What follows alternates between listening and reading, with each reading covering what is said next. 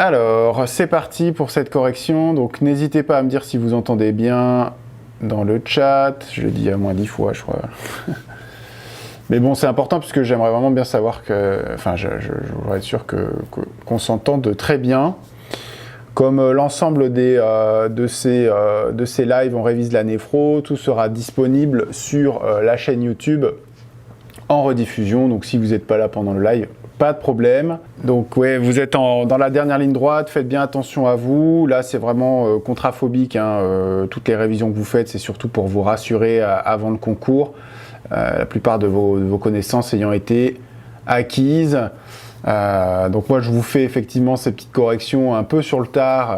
J'en suis désolé, mais en fait, je me dis qu'il vaut mieux tard que jamais. Et surtout, ce sera disponible pour les promos d'après aussi. L'idée là, c'est de corriger le DP par rapport à ma lecture de ce dossier progressif. Donc, c'est pas du tout la correction officielle à laquelle je n'ai pas accès, et c'est bien dommage. Il y a des petites choses sur lesquelles je trouve que les questions sont pas très pertinentes, mais dans l'ensemble, c'est un dossier assez, on va dire, c'est pas si mal finalement. Ça balaye pas mal de cas, et c'est finalement des patients assez fréquent, et je trouve que c'est vraiment un cas qui est assez inspiré de la vraie vie. Donc c'est un bon cas clinique. Il ne va pas trop chercher, taper dans les coins, il reste quand même vraiment sur un sens clinique assez simple. J'ai trouvé assez bien ce cas clinique. Donc je vais vous partager ma correction, et bien sûr je réponds à vos questions dans le chat si vous en avez. Donc on va commencer avec la première question. Alors c'est parti, laissez-moi me mettre dessus, voilà. Alors, j'ai pas... c'est embêtant ça, parce que j'ai pas copié l'énoncé. Alors c'est pas très malin de ma part, vous allez me dire. Je vais vous lire l'énoncé à voix haute. Et dans la rediff, je vous le mettrai. Donc l'énoncé, c'est Monsieur R, 58 ans, adressé par son médecin traitant à un endocrinologue devant la découverte d'un diabète. Donc un patient de plus de 50 ans, découverte de diabète par le médecin traitant. Il est buraliste, plutôt sédentaire. Il a un tabagisme actif à 45 paquets années. Une hypertension artérielle qui est traitée par Amlor 5 depuis 5 ans. Il pèse 110 kg pour 1m74, ce qui lui fait un IMC à 36. Son médecin traitant a effectué un bilan sanguin en présence d'une asthénie, et il retrouve une glycémie à jeun à 2 grammes et une hémoglobine glycosylée à 8,5%. À l'examen clinique, sa pression artérielle est à 170 sur 100 et sa fréquence cardiaque est à 86 battements par minute. Donc voilà, vous avez là ici un patient tout à fait standard des consultations de médecine générale, et adressé à un endocrino pour un bilan de diabète. La première question qu'on vous pose, c'est une question d'endocrino, pas une question de néphro, mais je vais quand même y répondre. Quelle est la prise en charge thérapeutique pour ce diabète? Donc là, on ne vous demande même pas de dire le patient présente-t-il un diabète ou pas. Le patient a un diabète, il a une glycémie supérieure à 2 grammes par litre à jeun. Donc ça signe quand même la présence d'un diabète de type 2. Il n'y a absolument aucune raison, en l'absence de diabète, d'avoir une glycémie supérieure à 2 grammes à jeun. Et en plus, il a une hémoglobine glyquée qui semble élevée, mais vous le savez mieux que moi, on ne diagnostique pas un diabète sur une hémoglobine glyquée. C'est uniquement pour le suivi et l'adaptation thérapeutique. Alors, vous avez plusieurs réponses qui vous sont proposées. La première, c'est un régime à 800 kcal par jour et hypoglucidique. La deuxième, c'est un régime hypocalorique pauvre en sucre rapide. On vous propose ici d'emblée de le traiter par metformine. On vous propose aussi d'emblée de le mettre sous un schéma d'insuline, et on vous propose de lui proposer, parce qu'on ne peut pas le forcer, à avoir une activité physique. Alors, devant la découverte d'un diabète de ce type, qui n'est pas dans un cadre d'acidocétose, qui est très probablement un diabète de type 2, il est d'abord intéressant, et il faut toujours commencer par les règles hygiéno-diététiques, même si celles-ci ont souvent peu de chances d'aboutir à une régression complète du diabète. Cela peut être le cas. Donc pour moi, si vous n'êtes pas d'accord avec ma correction, n'hésitez pas à me le signifier en commentaire. On pourra éventuellement confronter nos avis, si vous avez des sources, tout ça, qui permettent d'étayer ce pourquoi vous n'êtes pas d'accord avec ma correction. Je suis tout à fait preneur pour améliorer le contenu de cette correction. Donc pour moi, il fallait cocher deux choses. Il fallait cocher le régime hypocalorique et pauvre en sucre rapide et proposer aux patients une activité physique. C'est la seule chose qu'on pouvait faire à ce moment-là, puisque clairement le patient était sédentaire et présentait un IMC important, des facteurs de risque cardiovasculaire, donc il y avait probablement un gros travail à faire par rapport à ça avant d'instaurer un traitement. Le premier régime à 800 kcal par jour, c'est un régime, en fait c'est presque carrément un régime de dénutrition. Donc c'est clairement beaucoup trop bas pour être vrai.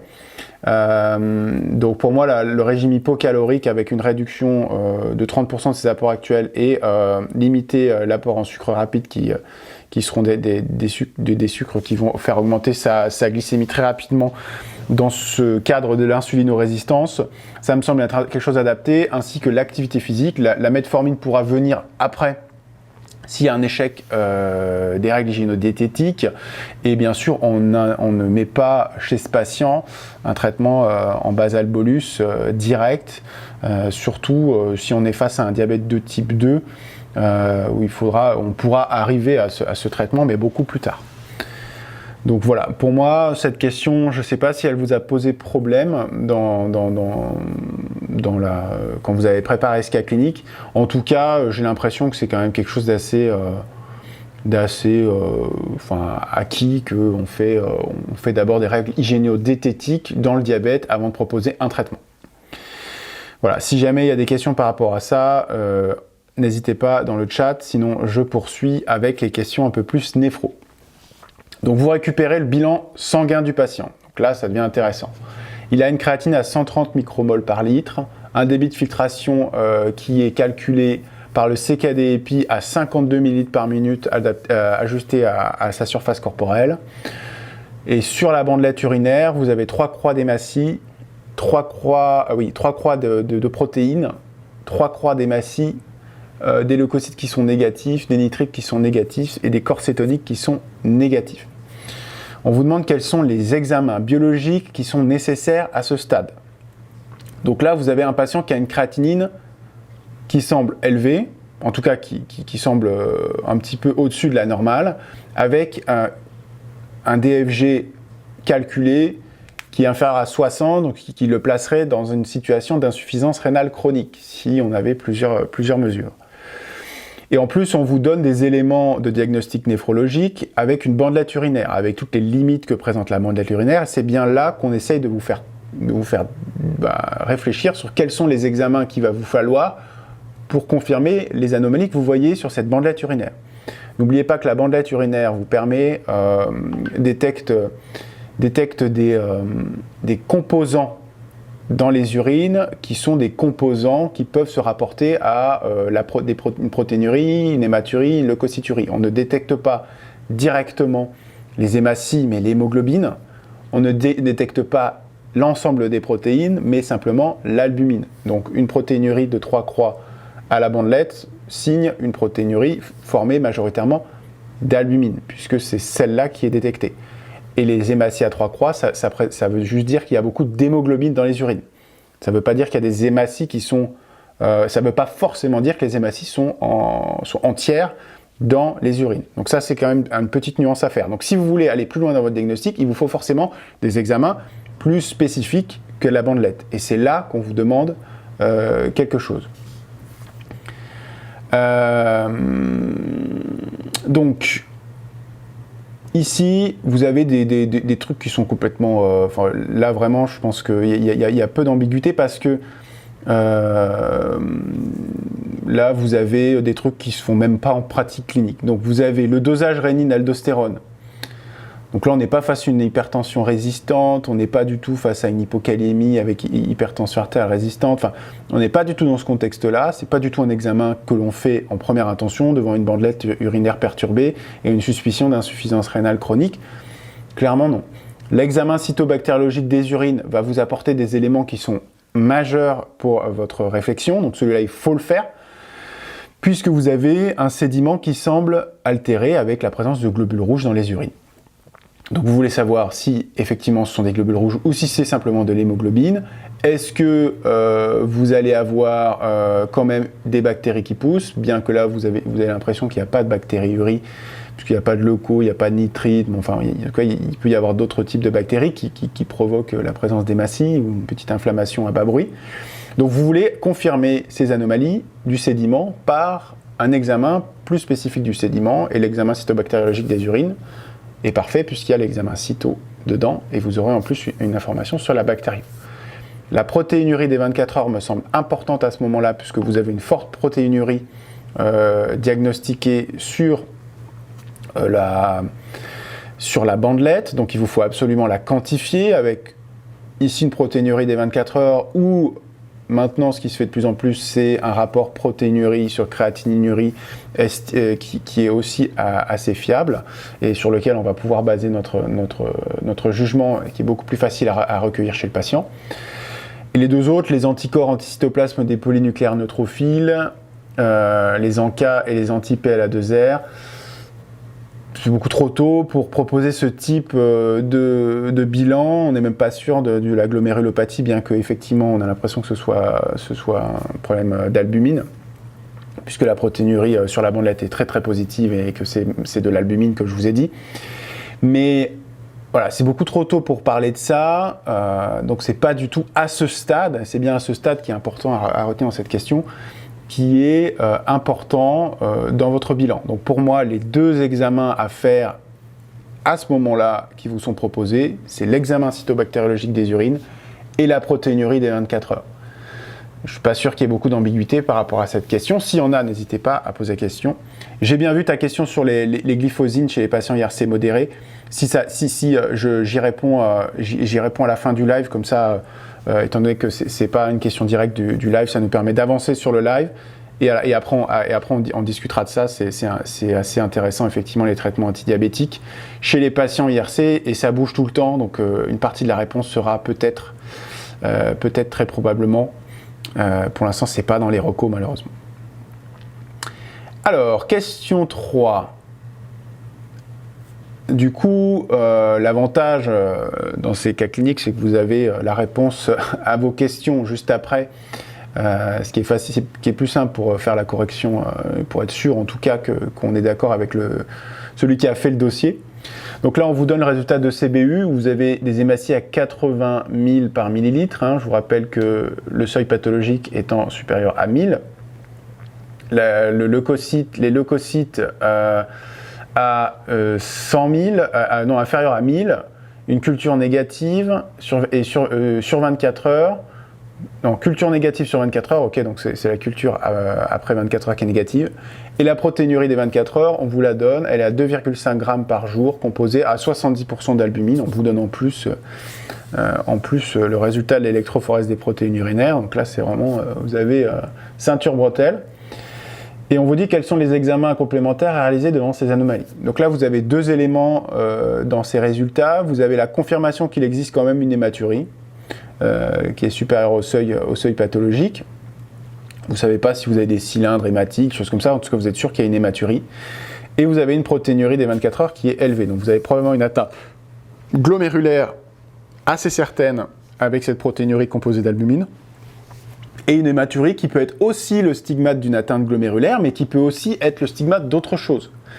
Et s'il y a un message à retenir par rapport à cette hématurie, même si elle vous semble d'origine glomérulaire, ce qui pour là n'est pas le cas, il faut vraiment se méfier, surtout chez les patients de plus de 50 ans avec des facteurs de risque. Et lui, il est parfaitement dans ce cadre-là.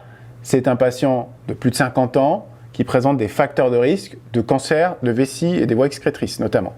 Et du coup, chez ce patient, on ne peut pas se contenter d'une simple CBU et de dire c'est d'origine glomérulaire. Il va falloir forcément avoir une imagerie et aller un petit peu plus loin dans notre exploration de l'arbre urinaire, particulièrement chez ce type de patient.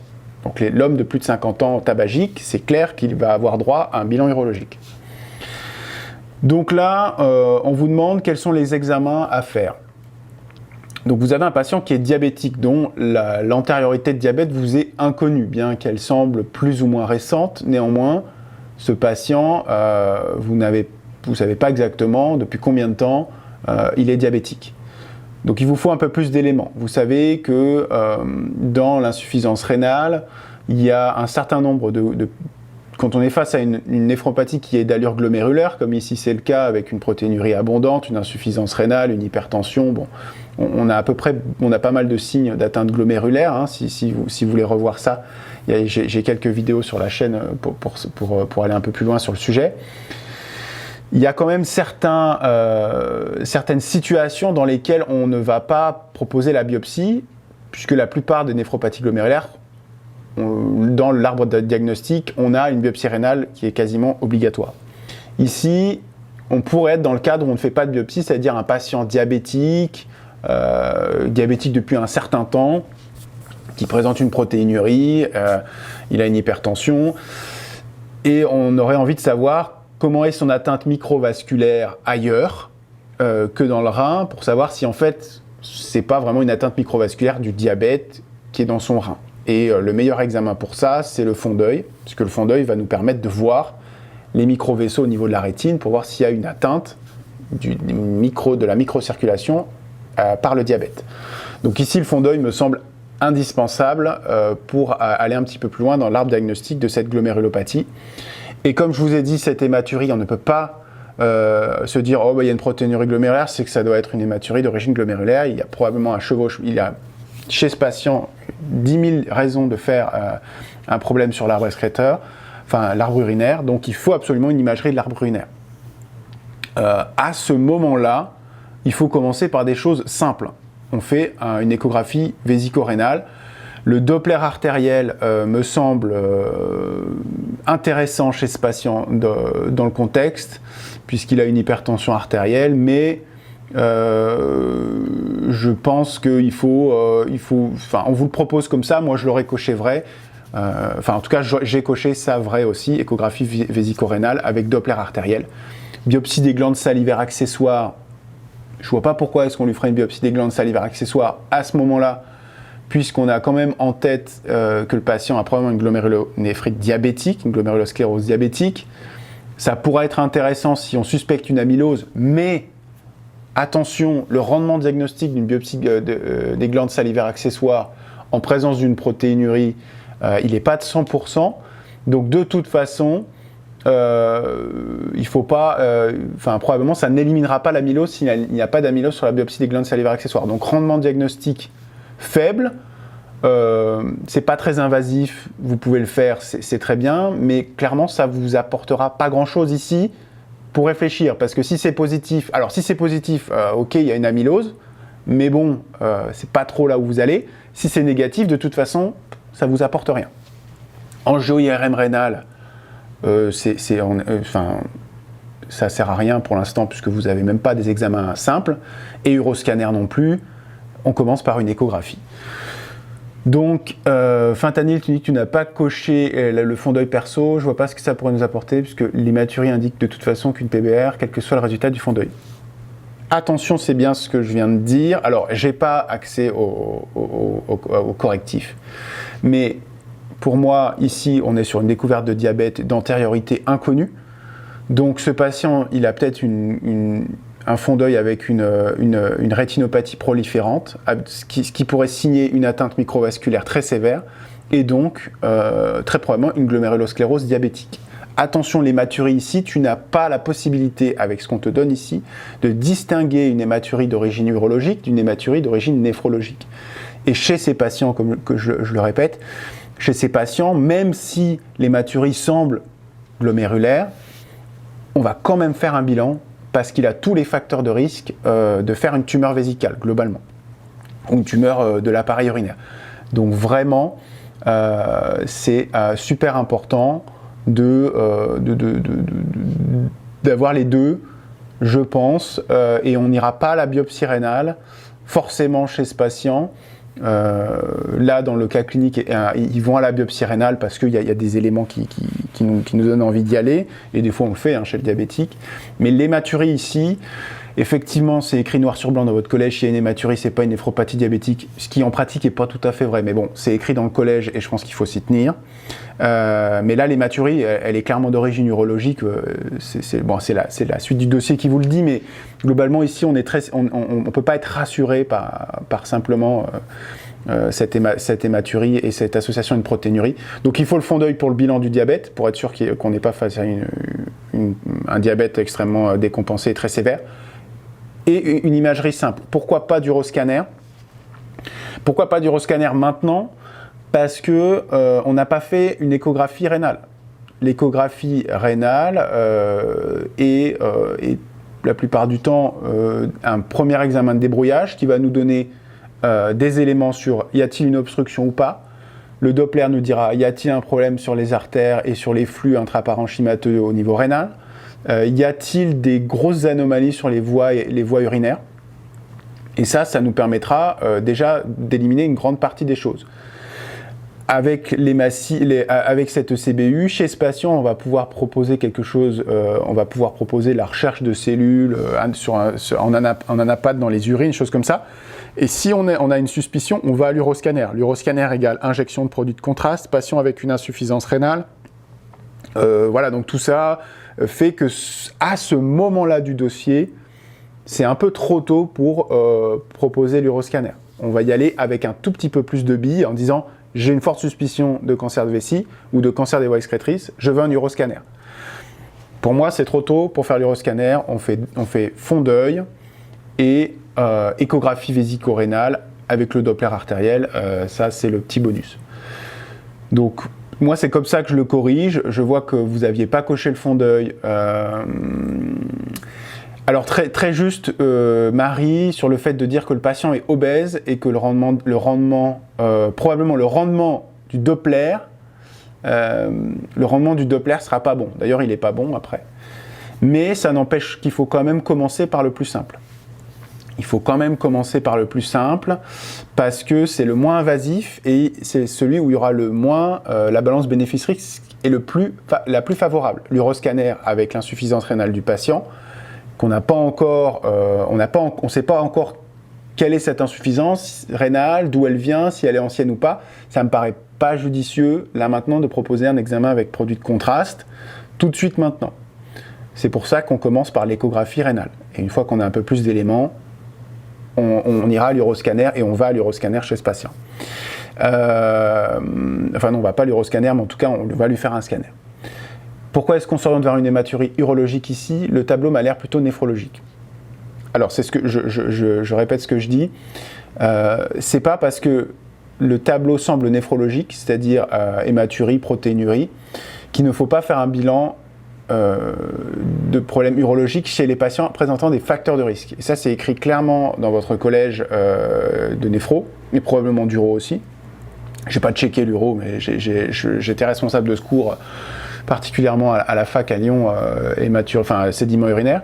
Donc je peux vous dire que c'est écrit noir sur blanc, qu'il faut absolument, chez un patient qui présente des facteurs de risque de cancer de vessie, ce qui est parfaitement son cas à ce monsieur, c'est-à-dire un homme de plus de 50 ans qui plus est tabagique, faire un bilan urologique devant une hématurie. C'est obligatoire et il faut le faire systématiquement. Et si on trouve rien, l'hématurie est d'origine probablement glomérulaire pure et pas de problème. Et donc dans ce cas-là, on s'orientera vers un problème plutôt néphrologique. Mais ici, tu as clairement un patient qui a 58 ans, qui est obèse, qui est tabagique à 45 paquets année et qui a une hématurie. Il doit avoir un bilan urologique parce que c'est très suspect. Comme un patient qui a fait, bon ça arrive jamais, hein, on n'en voit quasiment plus, mais c'est quand même écrit, il a fait une bilharzure urinaire où il a été traité par cyclophosphamide. Clairement, ce sont des facteurs de risque de tumeur vésicale. On lui fait, où il a fait une néphropathie tubulo-interstitielle aux herbes chinoises, ce qui est encore plus rare. Mais en tout cas, ces patients-là sont à risque de tumeur vésicale, donc hématurie chez ces patients-là égale bilan urologique. Et on commence simple ici parce que, voilà, à ce moment-là, fond d'œil, échographie vésico-rénale avec Doppler artériel. C'est mon interprétation, et c'est comme ça que j'aurais répondu à ce dossier. Malheureusement, n'ayant pas accès à la correction officielle, tout ça est probablement sujet à discussion, mais je pense quand même qu'on est proche de la vérité. Enfin, je l'espère. Sinon, c'est très grave. Donc le fond d'œil, du coup, en plus, on vous dit après qu'il a fait un fond d'œil, donc c'est quasiment donc sûr qu'il fallait le faire.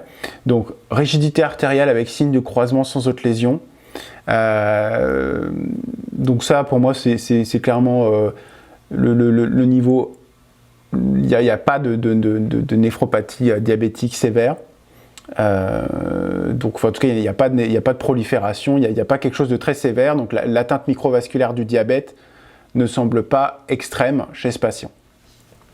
Donc on peut être, on est partiellement rassuré. En tout cas, on se dit, c'est pas le diabète. Peut-être qu'il va falloir aller plus loin, et c'est pour ça qu'il a été biopsié ce patient, parce qu'il n'avait pas d'atteinte du diabète vraiment. L'écho-doppler rénal, les reins sont de taille normale, pas de dilatation des cavités pyélocalicielles, donc ça c'est intéressant puisque c'est pas d'origine obstructive visiblement.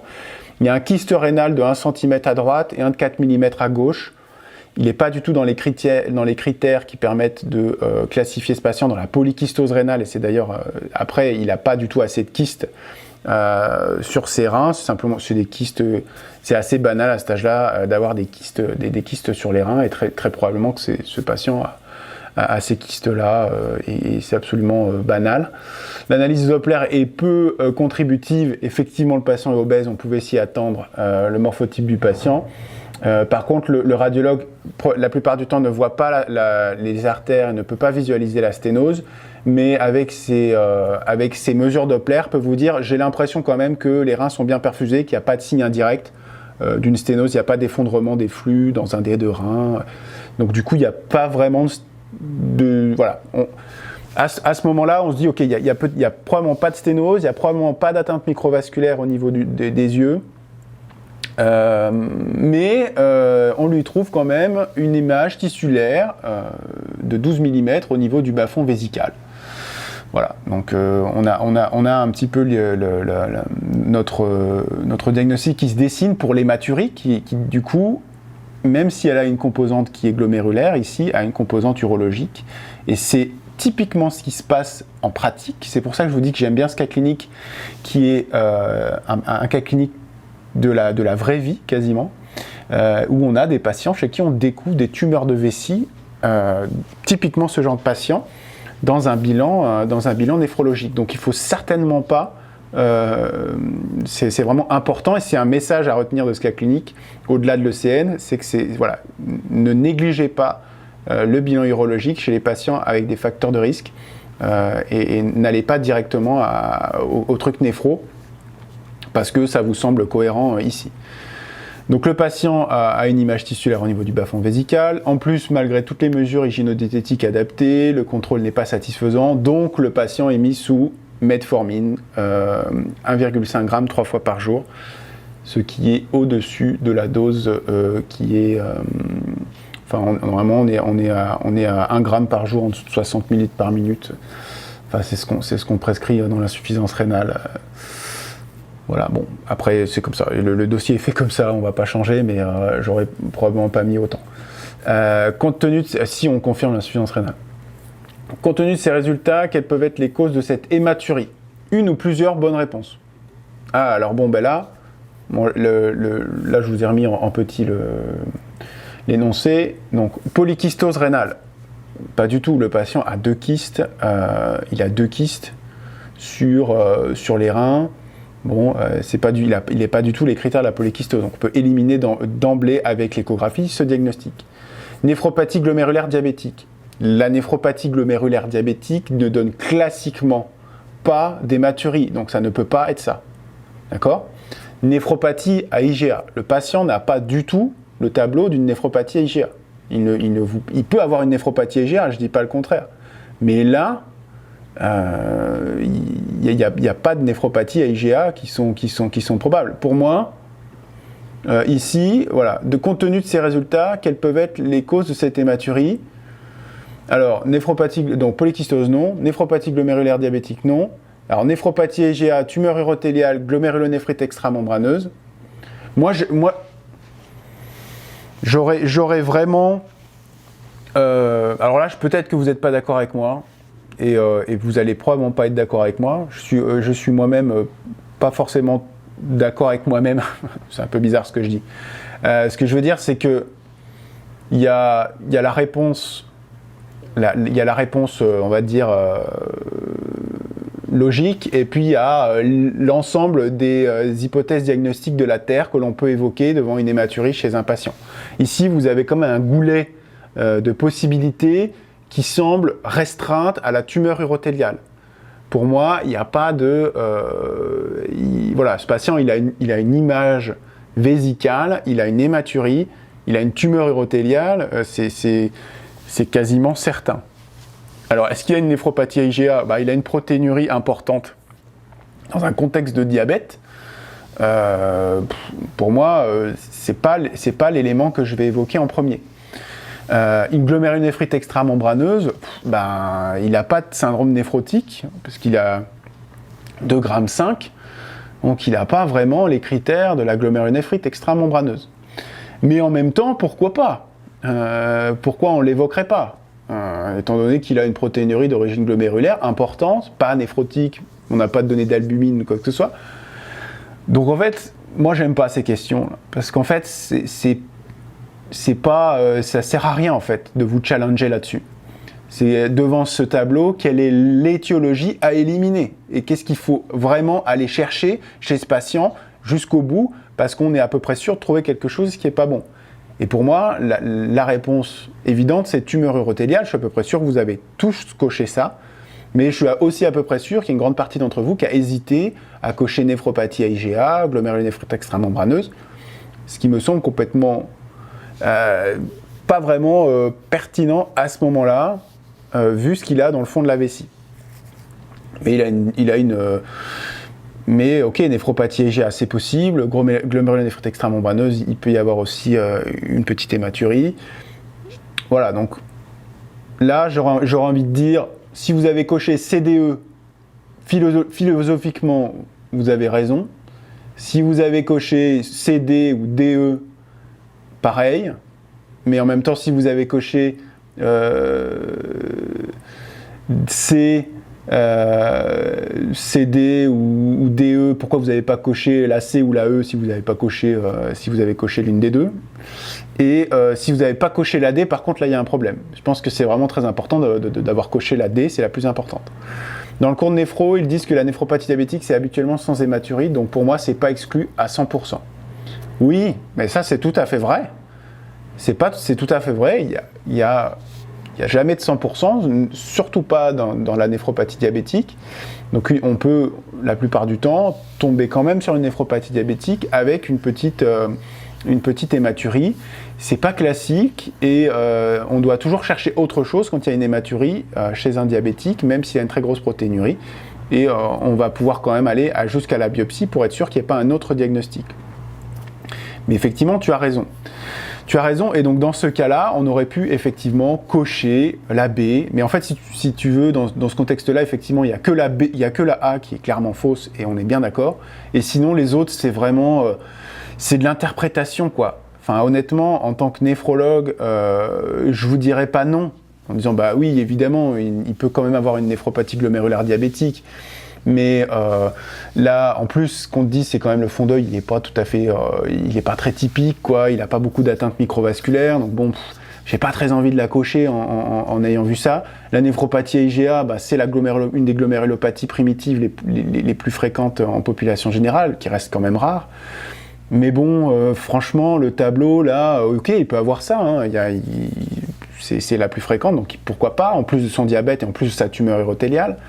La glomérulonéphrite extramembraneuse, il peut très bien avoir aussi ça, mais on n'a pas le syndrome néphrotique. Donc c'est pour ça que je te dis, c'est très bancal comme question. Je dois avouer que moi, j'aurais coché que tumeur urothéliale, parce que c'est quand même ce qu'il y a de plus évident. Le reste, c'est sujet à interprétation, quoi. Donc c'est pas faux, hein, Gaël, ce que tu dis, et tu as raison, et en pratique, te méfier. Salut Renaud.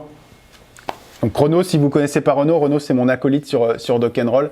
C'est lui qui fait tous les montages vidéo. Lui et sa femme qui est graphiste font tout graphiste de la chaîne. Il fait un boulot de dingue. C'est l'infirmier le plus investi dans la pédagogie pour les étudiants en médecine de France et probablement du monde. Voilà, c'est dit. Du coup, voilà, c'est philosophiquement, vous avez tous raison en cochant BCDE. Mais là, dans le cas clinique, honnêtement, bon, moi j'aurais coché que la D en disant, bah, avec tous les éléments que j'ai là,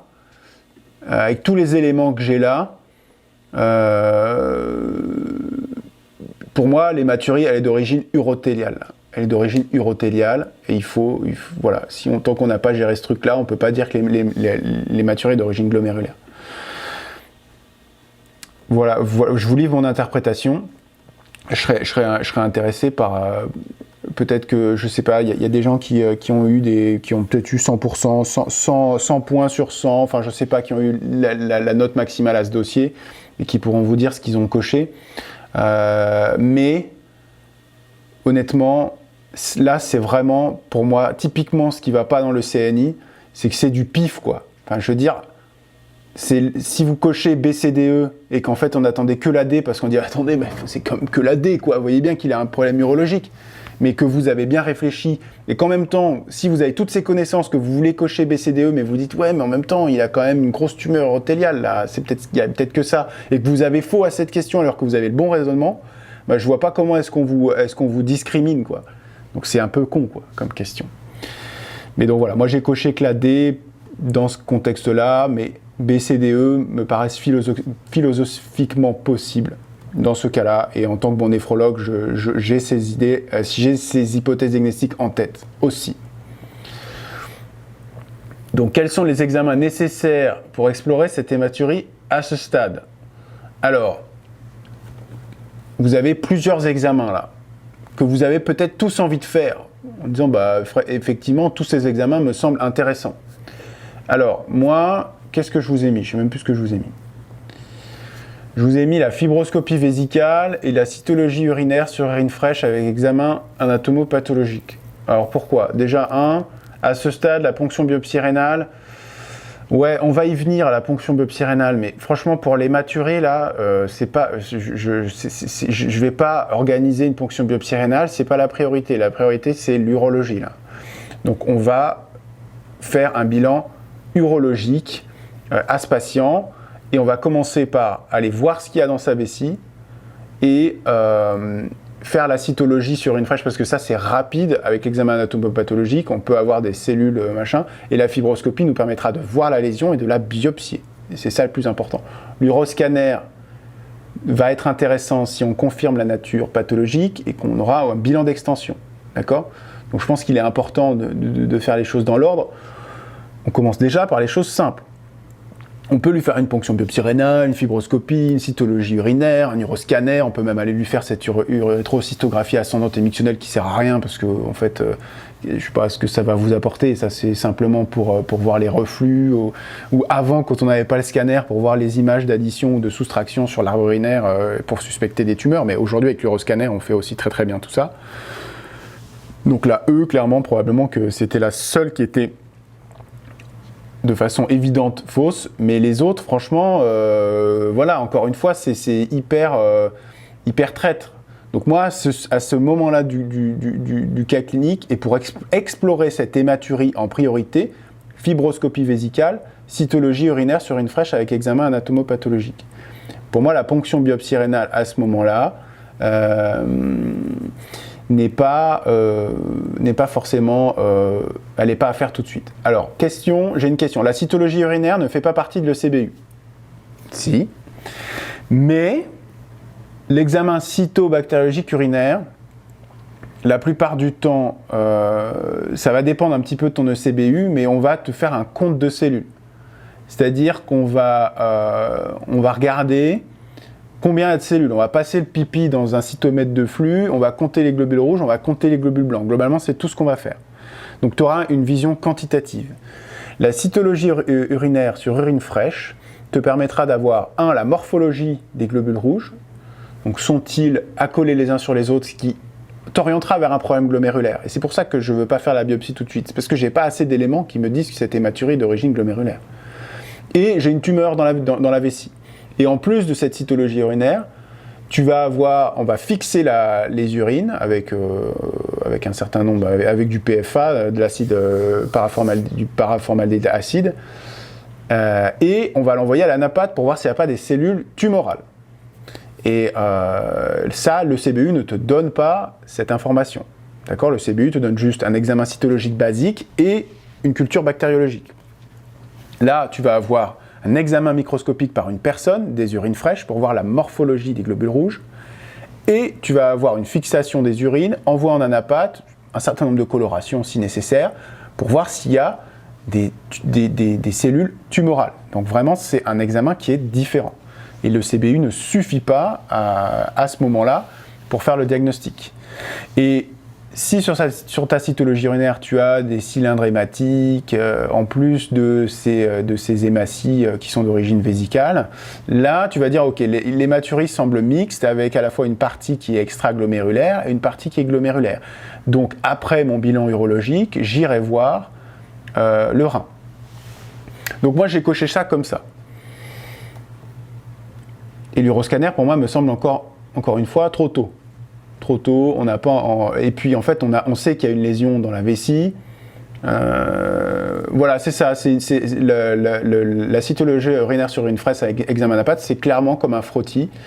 Et c'est pas du tout fait classiquement dans l'examen cytobactériologique des urines. Pas du tout.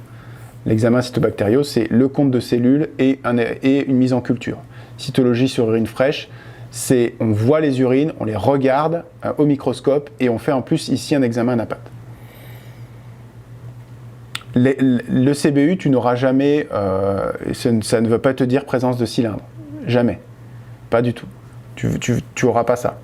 Tu n'auras pas, ça c'est quand tu demandes l'examen morphologique sur les urines fraîches. Le CBU, tu auras simplement le compte de cellules. Combien d'hématies dans ton prélèvement. Alors, vous décidez de faire une cytologie urinaire et une fibroscopie vésicale. Alors, du coup, vous voyez, ici, à ce moment-là, il fallait bien cocher que cytologie urinaire et fibroscopie vésicale. Mais c'est logique, en fait. Là, je suis assez d'accord avec le correcteur. Mais encore une fois, ce qui m'énerve dans ces cas cliniques, c'est que souvent, si vous n'êtes pas là, si le correcteur est dans une démarche logique et on va dire de la vraie vie, c'est clair que les réponses sont assez simples et je pense que la philosophie de ce cas clinique, c'est ça. Mais si vous êtes dans un type qui vous dit « Ah ouais, mais quand même, la biopsie rénale, va falloir y penser, machin », c'est pas faux en fait, mais est-ce qu'on le coche à ce moment-là ou pas ? Est-ce que c'est vrai ou est-ce que c'est faux ? C'est pas faux. Mais dans votre tête, là, vous avez quand même un problème urologique, il faut faire un bilan urologique, quoi. Le rein, on s'en occupe en parallèle, mais pour l'instant, il faut vraiment s'occuper de ce problème urologique. Donc là, vous dites une cyto et une fibroscopie. Concernant la réalisation éventuelle de l'uroscanner chez votre patient, quelles propositions sont exactes ? Alors, cet examen est contre-indiqué chez ce patient. Non, alors, moi, mon avis sur les produits de contraste iodé et l'insuffisance rénale, il est que tout ça, c'est un gros bullshit, en fait. C'est que les produits de contraste iodé qu'on utilise aujourd'hui ne sont pas néphrotoxiques, ou en tout cas dans une proportion ultra faible par rapport au risque majeur qu'on nous bassine avec ça. Et ça m'intéresserait, et si ça vous intéresse, pas tout de suite après votre CN, je me ferai un plaisir de vous expliquer pourquoi, preuve scientifique à l'appui, mais il n'y a pas d'examen contre-indiqué si la balance bénéfice-risque, elle est positive. Et chez ce patient, l'uroscanner, on le veut dans le bilan d'extension de sa lésion. Et clairement, il n'est pas en danger par rapport à sa fonction rénale si on le prépare comme il faut. Et en plus, je pense qu'avec son niveau de fonction rénale, même sans préparation, ça poserait aucun problème. Mais ça, encore une fois, c'est off records. Hein. Je vous dis ça, mais c'est pas ce qui est noté dans vos bouquins. La metformine doit être arrêtée le jour de l'examen. Les nouvelles recommandations de la société de radio et de la société d'endocrino et de toutes les sociétés qui s'intéressent à ça, c'est de ne pas arrêter la metformine avant, pour ne pas exposer le patient à des pics glycémiques et compagnie. On arrête la metformine le jour de l'examen pour 48 heures après l'examen. D'accord ? L'hydratation par un soluté glucosé. Alors ça, il y a beaucoup de choses qui ne vont pas dans cette phrase et je pense que vous pouvez vous arrêter à plusieurs niveaux de réflexion. Déjà, une hydratation, on ne va pas hydrater ce patient en intraveineuse avec 52 ml/min. C'est un petit peu exagéré Enfin, c'est pas du tout les recommandations. Certainement pas au-dessus de 30 ml/min. On ne n'hydrate pas en intraveineux les patients. Soluté glucosé, ça me pose deux problèmes. Le premier, c'est que les solutés glucosés ne sont pas des solutés de réhydratation. Donc déjà, il y a un problème avec ça. Et deuxièmement, on ne va pas perfuser du glucose à un diabétique, ça paraît complètement idiot. Donc il y avait plusieurs choses dans cette phrase qui faisaient que de toute façon, il ne fallait pas la cocher. Une hydratation par voie orale et à prévoir avant l'examen. Oui, on va dire aux patients de s'hydrater correctement par voie orale avec une hydratation, c'est-à-dire de l'eau et du sel, pas que de l'eau. De l'eau et avoir une consommation en sel qui soit un peu plus importante que d'habitude chez ce patient qui est restreint, on le verra plus tard, à 6 grammes par jour. Il existe un risque de néphrite interstitielle aiguë. Alors là, j'avoue que j'étais un petit peu, encore une fois, je savais pas trop quoi répondre là. Honnêtement, oui, il existe un risque de néphrite interstitielle aiguë. Théoriquement, si on est allergique aux produits de contraste iodé, on peut faire une néphrite interstitielle aux produits de contraste iodé, ce qui est rarissime et, enfin, théoriquement oui, mais en fait, la toxicité décrite des produits de contraste iodé, c'est plutôt une nécrose tubulaire aiguë. Donc, je ne coche pas cette proposition parce que c'est pas du tout le mécanisme de toxicité décrit des produits de contraste iodé. Donc pour moi j'ai coché B, donc la metformine doit être arrêtée le jour de l'examen. Je vous ai remis la référence que j'ai reprise, je ne sais plus où, en tout cas sur une société savante de radio je crois, où on arrête la metformine 48 heures après l'examen, donc le jour de l'examen, et pour 48 heures on la reprend après. Voilà, pour être dans la fenêtre, pour être sûr qu'il n'y ait pas de metformine dans la fenêtre où il y a une possibilité d'insuffisance rénale aiguë. Et l'hydratation par voie orale est à prévoir, donc il faut bien dire au patient de s'hydrater correctement avant l'examen, et il n'y a bien que ça à faire chez ce patient à 52 ml/min. Alors je ne peux pas m'empêcher de vous faire un petit commentaire sur la néphropathie à produits de contraste iodé, ça me chauffe beaucoup trop. En fait, tout ça a été inventé, enfin inventé, non, c'est pas un complot, mais globalement, dans les années 50, quand on injectait des produits de contraste qui étaient hyper osmolaires aux patients, on leur défonçait les reins. Et que depuis ce moment-là, on s'est focalisé sur la néphropathie aux produits de contraste.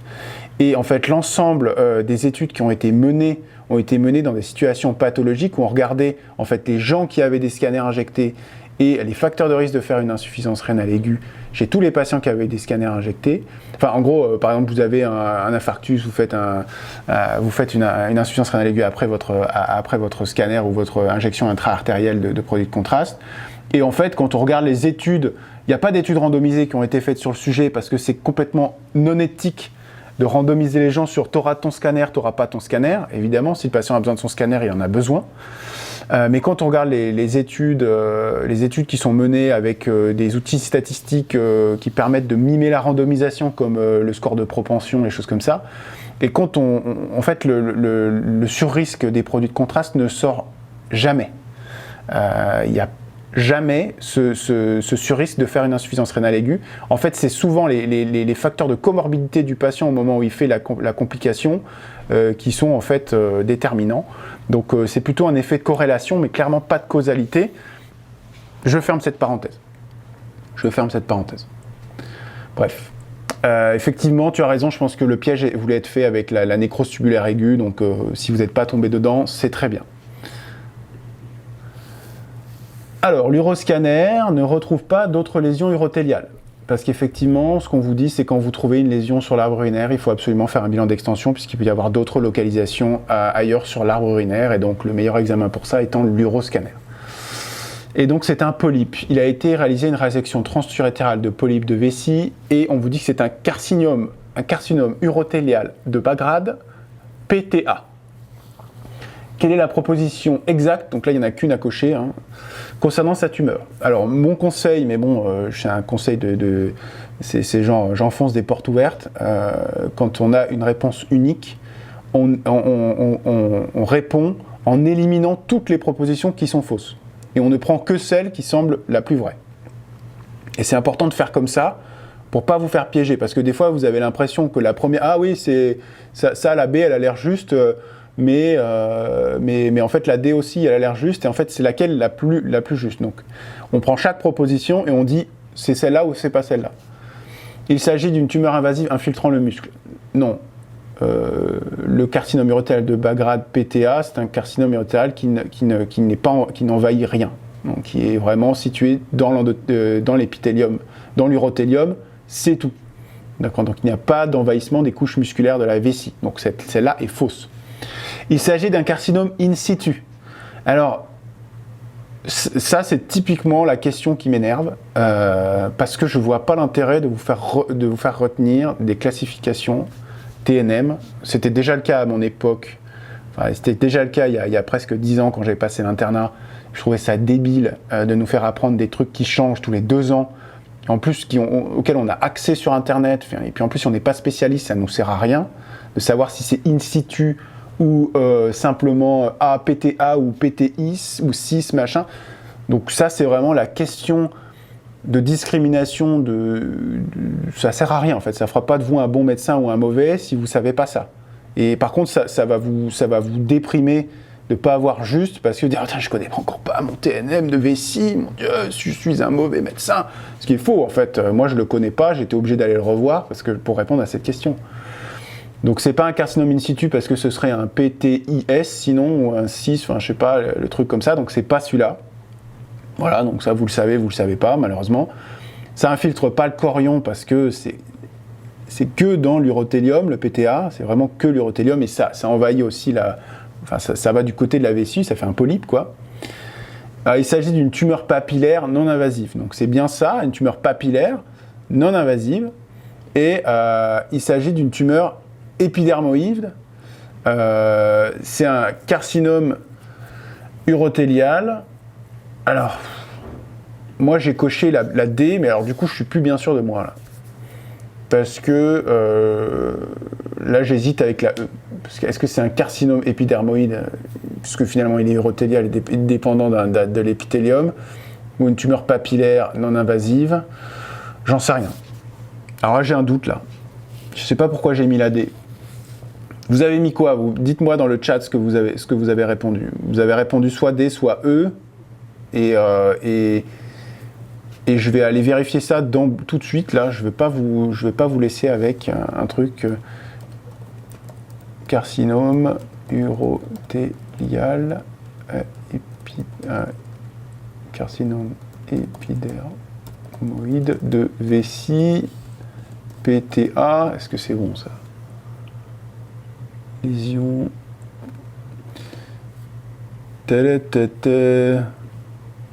Ouais, vous avez mis la E, hein. Je crois que c'est moi qui ai craqué. Je crois que c'est bien ça. Ah, il y en a qui ont mis la D aussi. Ouais, alors c'est embêtant ça. C'est embêtant. Parce que papillome, papillaire. Pour moi, enfin, moi j'aurais dit la D, hein. C'est ce que j'ai mis, mais là j'ai un doute là avec la E. J'ai un doute avec la E, mais je crois que je l'ai lu ça, donc c'est pour ça que j'ai mis ça. Carcinome épidermoïde rare dans la vessie. Ok. Bon ben ok, vous êtes d'accord avec moi, ça me rassure. Bon, Marie, t'as mis E, désolé, hein, tout le monde a mis D. Effectivement, la tumeur épidermoïde, probablement plus rare. La cancérose, ça n'a jamais été mon truc. J'ai jamais été très bon. Enfin, jamais été très bon. J'ai jamais voulu faire ça. J'ai pris une spécialité où il n'y avait pas de cancer. Donc c'est vrai que je suis désolé, mais je l'ai coché parce que j'ai vérifié ce que j'ai coché. Et là, d'un coup, en faisant la correction, d'un coup, j'ai un doute là. Mais effectivement, bon, vous me rassurez dans le fait que vous avez coché comme moi. Donc c'est une tumeur non invasive, hein, le PTA, c'est vraiment limité à l'urothélium, et une résection transurétérale, si on enlève bien toute la vessie normalement, et suffit à traiter l'ensemble du cancer. Ok, allez, on se recentre sur la néphrologie. En l'absence de rétinopathie diabétique, vous décidez de réaliser une biopsie rénale. Le compte-rendu, alors voilà, donc vous voyez, on y arrive, vous n'avez pas de rétinopathie diabétique, vous êtes quand même inquiet de savoir quelle est l'origine de cette néphropathie, et vous faites une biopsie rénale. Et alors là, on vous donne un compte-rendu d'anapathe. Alors moi, il n'y a pas de problème, moi ce compte rendu d'anapathe, je comprends tout à fait, ça fait aucun doute sur le diagnostic, encore que je trouve que c'est pas très sympa les propositions qui vous sont données ici, mais franchement, c'est pas très cool, c'est pas très cool de mettre ça, quoi. Enfin, c'est pas très cool de mettre un truc d'anapathe comme ça. Parce qu'il y a quand même des termes, il y a des termes qui sont... il faut quand même bien connaître un peu l'anapathe rénale pour être à peu près sûr de soi. Néanmoins, on vous donne des éléments clés qui vous permettent d'éliminer un certain nombre de diagnostics. Donc vous avez un fragment cortical. Ça, c'est un néphrologue qui a fait ce cas clinique. Je ne sais pas qui a fait ce cas clinique, mais c'est sûr que c'est un néphrologue. Pour sortir un truc d'anapathe comme ça ne peut pas être un urologue. Fragment cortical rénal de 8 mm contenant 12 glomérules, dont 2 glomérules scléreux. C'est-à-dire que voilà, il y a 2 glomérules qui sont HS, le patient a 52 minutes, donc il a forcément un certain nombre de glomérules qui sont fibreux et scléreux. Les 10 glomérules restants présentent une expansion mésangiale nodulaire. D'accord. Avec un épaississement des membranes basales. D'accord. Il existe une hyalinose artériolaire modérée. D'accord. Et une fibrose interstitielle intéressant 20% du parenchyme de la biopsie. Donc on va essayer de décrypter chacun de ces éléments pour que vous puissiez comprendre chacun de ces éléments. La coloration par le rouge Congo est négative. D'accord, alors ça je pense que ça c'est bon, tout le monde a compris, il n'y a pas d'amylose. Hein. Rouge Congo négatif, pas d'amylose. On est d'accord. L'étude en immunofluorescence ne trouve pas de dépôt significatif dans les glomérules.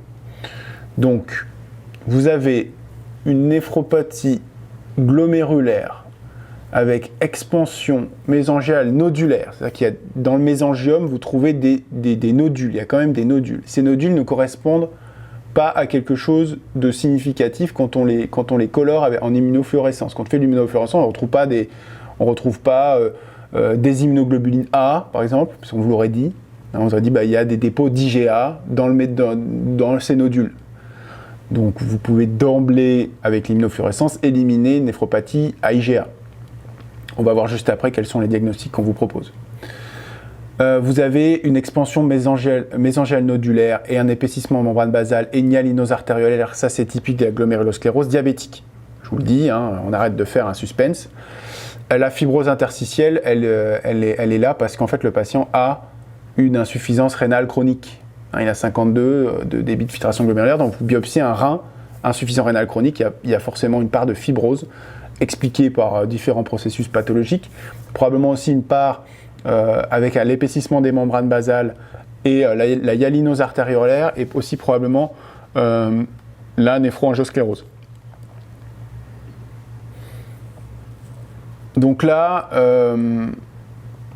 pour moi, vous avez une expansion mésangiale nodulaire. Donc il y a des nodules, ces fameux nodules de Kimmel-Still-Wilson, c'est ceux-là, d'accord, qui sont négatifs en rouge Congo, avec des dépôts qui sont des dépôts de matériel cellulaire qui ne sont pas spécifiques en immunofluorescence. Vous avez un épaississement des membranes basales et une hyalinose artériolaire qui se voit aussi dans le diabète. Donc glomérulonéphrite post-immune. Donc là, si vous n'avez pas ces éléments-là, si ce que je viens de vous dire vous semble obscur et vous êtes en train de flipper en vous disant mais comment est-ce que je ne connais pas l'anapathe de la glomérulosclérose diabétique, détendez-vous, prenez le problème dans l'autre sens. Soyez plus malin que votre cerveau, dans le sens où vous ne savez pas ce que c'est. Là, vous êtes face à cette question et vous ne savez pas ce que c'est parce que vous ne retrouvez pas des trucs simples comme des croissants extracellulaires, des dépôts d'IgG, des trucs que vous avez vus et que je vous ai rabâchés dans les lives et les vidéos. Et du coup, vous vous retrouvez avec la description anapathe d'un truc que vous ne connaissez pas. Eh bien, là, c'est typiquement le moment d'éliminer les choses que vous connaissez et qui n'apparaissent pas dans cet énoncé. Donc là, vous allez prendre chacun des trucs. Donc glomérulonéphrite post-immune. Vous savez que la glomérulonéphrite post-immune, quand on dit ça, on dit glomérulonéphrite extracapillaire sans anticorps, enfin sans dépôt en immunofluorescence. C'est ça que ça veut dire. Et moi, j'aurais pas mis post-immune, j'aurais mis extracellulaire. Enfin, glomérulonéphrite extracapillaire, pardon. Parce que post-immune, c'est un raccourci de néphrologue. C'est pour ça que je suis sûr que c'est un néphrologue qui a posé cette question. Donc voilà, donc c'est clairement pas ça. On n'a pas les croissants cellulaires extracapillaires. Ça, c'est pas, vous n'avez pas ces éléments dans la description. On n'a pas, donc vous pouvez déjà éliminer ça. Non, c'est pas ça. C'est pas du tout la description qu'on m'en a donnée. Néphroangiosclérose. Néphroangiosclérose, vous avez effectivement vous pouvez avoir une hyalinose artériolaire, un épaississement artériolaire, vous pouvez avoir de la fibrose interstitielle. Ça, c'est des choses que vous pouvez avoir dans les néphroangioscléroses avancées. Mais il y a des nodules dans mésangiaux, machin. La néphroangiosclérose, c'est une pathologie vasculaire. Il n'y a aucune raison d'avoir des nodules mésangiaux dans le glomérule à cause d'une néphroangiosclérose. Donc, c'est pas ça. En tout cas, s'il y a une néphroangiosclérose, il n'y a pas que ça. Et on vous demande le plus probable. Donc, l'ensemble de ce qui vous est proposé ne se résume pas dans la néphroangiosclérose. L'amylose, c'est clair que vous l'avez direct éliminé avec le rouge Congo négatif. Et là, il vous reste 2 propositions. Et là, ça, c'est pas cool. Parce que la glomérulonéphrite membranoproliférative peut être nodulaire. Et elle est rouge Congo négatif. Mais clairement, la hyalinose artériolaire, l'épaississement des membranes basales et le contexte clinique vous font forcément évoquer la glomérulosclérose diabétique. Mais alors, quelle idée saugrenue d'aller coller un truc qui n'est pas dans le programme de l'ECN. La glomérulonéphrite membranoproliférative n'est pas au programme de l'ECN, qui en plus peut donner un aspect nodulaire dans une réponse à choix unique. Je trouve ça extrêmement pervers. Le mot est dit. Donc vraiment, là quand même, c'est la glomérulosclérose diabétique, c'est sûr à 100%. Mais pourquoi avoir mis la membranoproliférative ? Pourquoi pas avoir écrit extra-membraneuse, un truc qui avait rien à voir ? C'est pas au programme, nom de Dieu. Pourquoi est-ce qu'on vous met des trucs comme ça et que le gars qui est un peu zélé, qui aurait regardé un peu ce que c'était que la membranoproliférative, parce qu'on lui en parle pas, il hésite, mais c'est pas au programme de l'ECN, non. C'est pas au programme, on a tendance à dire que ça peut pas être vendu comme une réponse juste. Je dirais comme ça. Mais franchement, c'est pas cool. Enfin, ça reste quand même la réponse D. Si vous avez des questions par rapport à ça, là clairement, si vous ne connaissez pas la description anapath de la glomérulosclérose diabétique, vous pouvez quand même arriver à ce diagnostic en éliminant les autres que vous êtes censé un peu plus connaître parce qu'elles vous sont un peu plus rabâchées. Moi, je l'aurais fait comme ça. Il y a plein de fois, on raisonne par la négative. Il ne faut pas se dire qu'on a toujours toutes les connaissances, tout le temps, en permanence. On fait aussi de l'élimination diagnostique. Et là, c'est clairement ce qui vous est demandé. Bon, question gratos, celle-là. Hein, c'est vraiment la question parce que le conférencier, il voulait avoir une question facile. Parce que des fois, c'est dur quand même de poser. Là, il en met 17 de questions. Donc celle-là, franchement, elle sert à rien.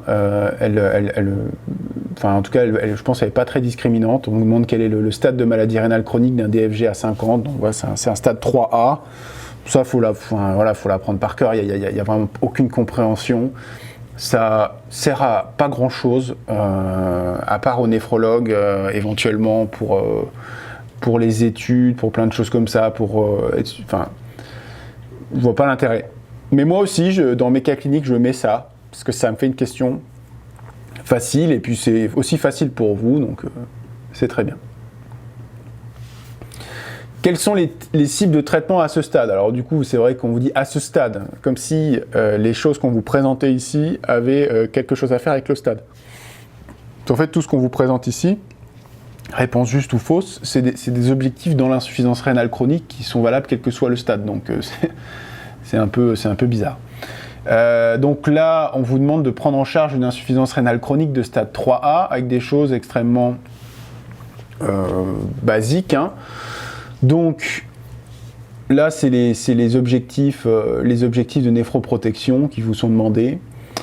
Donc la protéinurie, c'est 0,5 g par 24 heures, donc c'est ça, protéinurie inférieure à 0,5 g par 24 heures. Négativation de l'hématurie. Ah bah alors là, je sais pas, si vous avez coché ça, vous allez me dire comment vous allez faire. Parce que le patient, il a une tumeur, l'hématurie, elle vient, clairement là, elle vient de l'urothélium.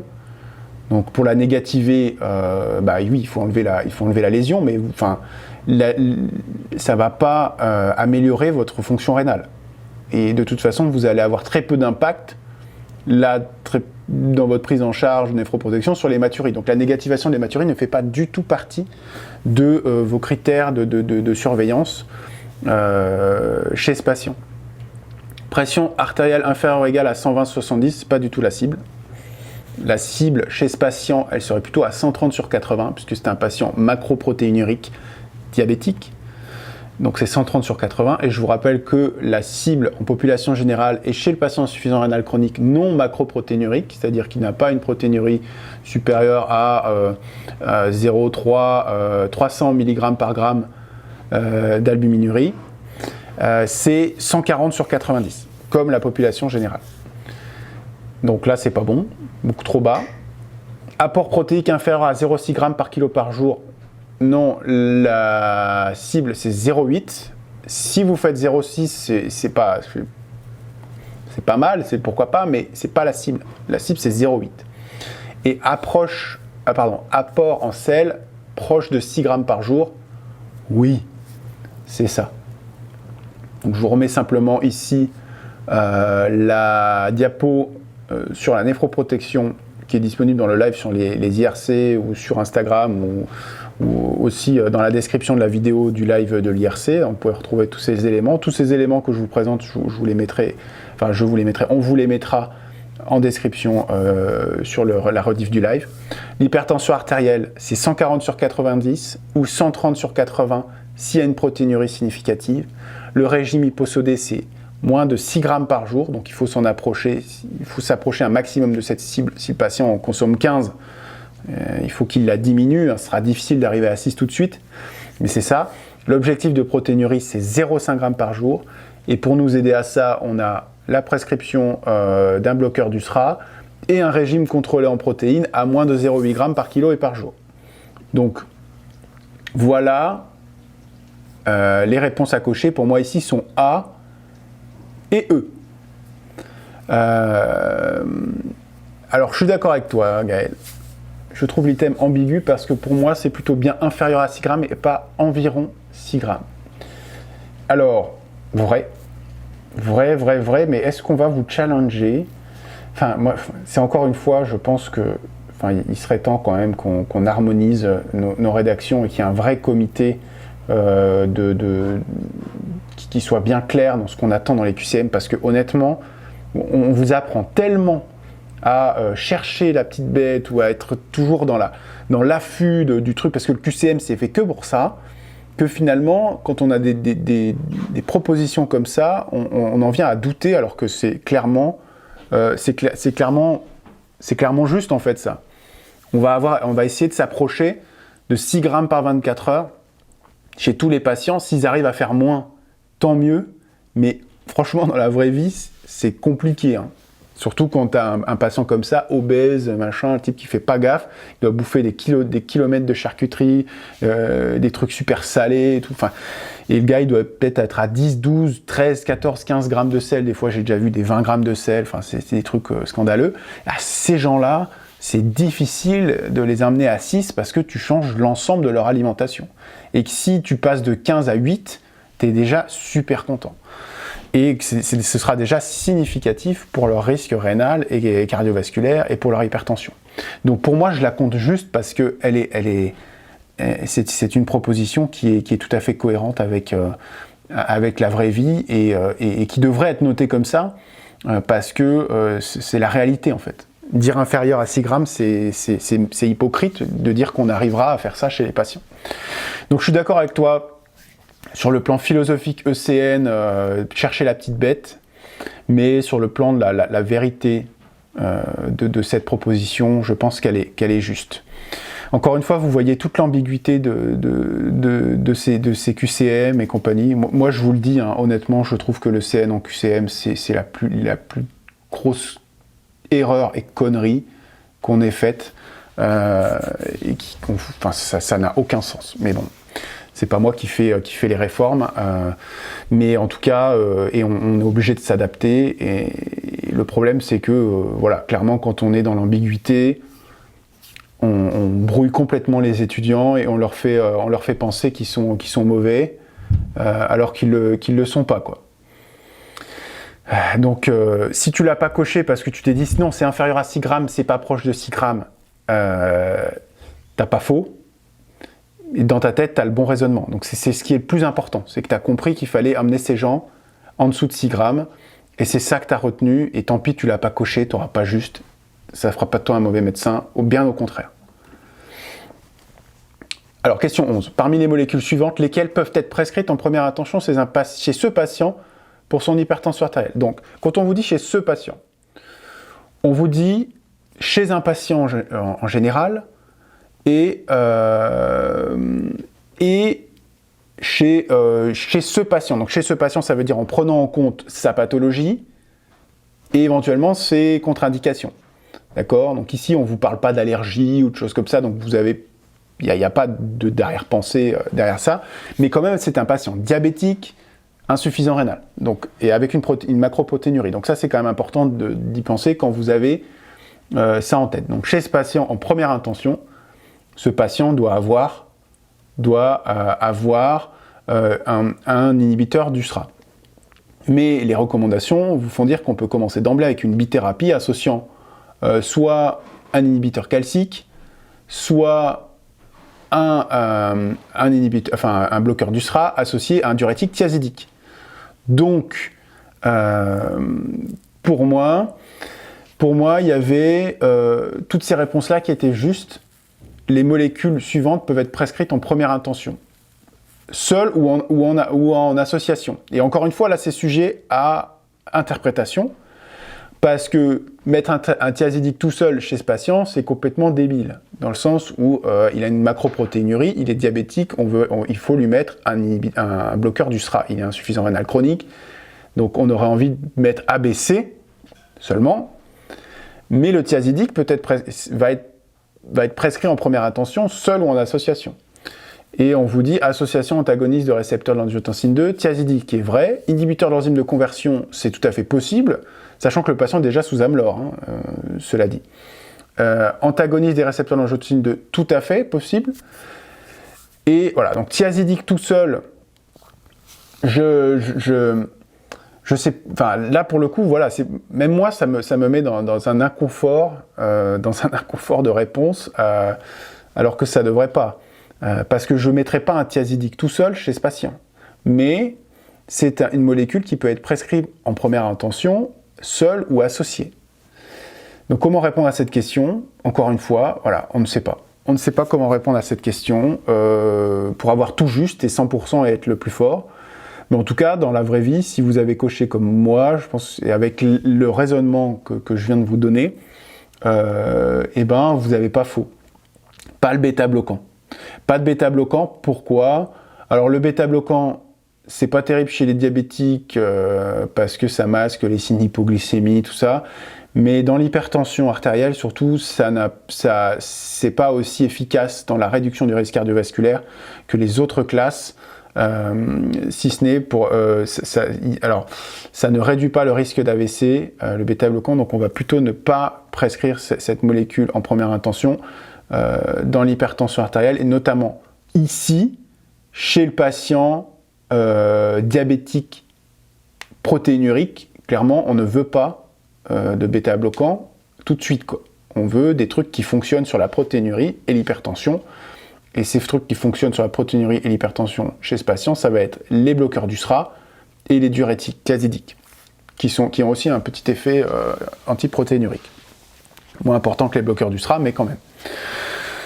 Donc, moi, j'aurais coché ça comme ça. Après, si vous n'avez pas coché l'AD parce que vous avez dit non, je ne mettrai pas un thiazidique tout seul chez ce patient, je vais plutôt lui mettre un inhibiteur de l'enzyme de conversion, un antagoniste de récepteur de l'angiotensine 2, sachant qu'il est déjà sous amlodipine, c'est parfaitement licite. Après, voilà, c'est toujours compliqué là de répondre. Moi, j'aurais pas coché le bêta-bloquant parce que clairement, le bêta-bloquant, il fait tâche là dans le truc. Mais les autres, voilà, je ne sais pas ce que vous avez coché. Mais moi, j'aurais coché ça comme ça. Encore une fois, sujet à interprétation. Alors, cette question... Alors, c'est quoi l'intérêt d'un ARA2 versus IRC, versus IEC? Alors, mais en fait, il n'y a pas de différence. Il n'y a pas de différence. Enfin, pour vous, retenez, il n'y a pas de différence. C'est juste une question de tolérance. Est-ce que le patient tolère l'IEC ou est-ce qu'il tolère l'ARA2? Chez le patient diabétique, on aura plus tendance à mettre des ARA2, mais pour des problématiques qui sont moins vecteurs d'hyperkaliémie par un processus physiopathologique, ils ne bloquent pas exactement la même chose. Et du coup, l'hyperkaliémie est chez certains patients moins un problème, parce que chez les diabétiques, il y a un hyporéninisme, hypoaldostéronisme qui les prédispose à l'hyperkaliémie. Mais c'est une question de tolérance. S'il y a une toux aux IEC, on passe aux ARA2, on peut mettre des ARA2 en première intention, voilà, il n'y a pas de différence pour vous, on peut mettre l'un ou l'autre, c'est une question de tolérance. Alors c'est quoi la solution au QCM pour être objectif et impartial? Bah, la vraie solution, ce serait d'évaluer vos compétences, vos compétences de médecin, et pas que vos compétences à retenir des collèges. Et à retenir le TNM de la vessie, mais de vous mettre en situation avec comme des trucs comme les Écosses, mais de façon plus développée, et puis valoriser beaucoup plus votre travail d'externe et en faire quelque chose de beaucoup plus valorisant aussi pour vous. Enfin, ce serait ça qui serait intéressant, mais c'est clairement trop cher. Et puis ces QCM, ils ont été mis en place parce que c'est plus facile à corriger et qu'on n'avait pas besoin de payer 15 PUPH, d'enfermer des PUPH pendant 15 jours à corriger. Et je pense que c'est surtout ça qui a fait qu'on a changé. Je pensais que pour un diabétique, d'autant plus IRC, la mise sous IEC est pas top, donc il fallait switcher le traitement. ICA, c'est inhibiteur calcique, c'est ça? Donc moi, je serais convaincu que la 11 modifie son... C'est qu'on modifie son traitement. Alors, on peut effectivement modifier son traitement chez ce patient. Il a une hypertension qui est non contrôlée. Donc, déjà, la question est mal posée parce que le patient est sous Amlor. Donc, on n'est pas en première intention parce qu'il a déjà un traitement. Ok, donc, en fait, c'est comment est-ce qu'on réadapte le traitement du patient? Est-ce qu'on arrête l'Amlor et on change tout? Ou est-ce qu'on lui met une deuxième molécule? On sait qu'aujourd'hui, les recommandations nous font dire qu'on peut commencer, et on doit commencer une bithérapie comprenant un diurétique thiazidique. C'est les recos qui changent et qui sont comme ça. Donc de toute façon, on va pouvoir proposer une bithérapie d'emblée. Chez ce patient particulièrement, donc on va donc lui proposer licitement un diurétique thiazidique, en association avec l'Amlor, ne semble pas être l'association la plus pertinente, puisqu'il est macroprotéinurique. Et donc on va plutôt privilégier un IEC ou un ARA2. Parce qu'il est macroprotéinurique et diabétique et que clairement c'est de la néphroprotection, elle est à 100%, c'est probablement la catégorie de patients qui en bénéficiera le plus. Mais la question étant mal posée, en première intention, on peut prescrire IEC. On peut prescrire les molécules en première intention qui étaient citées ici. L'inhibiteur de l'enzyme de conversion, oui. L'antagoniste des récepteurs angiotensine 2, oui. C'est les molécules qu'on pourra prescrire en première intention. L'association, oui, bien sûr. Chez ce patient, c'est tout à fait licite. Le thiazidique, oui, effectivement. C'est aussi quelque chose qui peut être prescrit de façon... en première intention, en seul ou en association, enfin surtout en association chez ce patient. Faut-il en prendre en compte le risque de myopie maligne sous bêta-bloquant?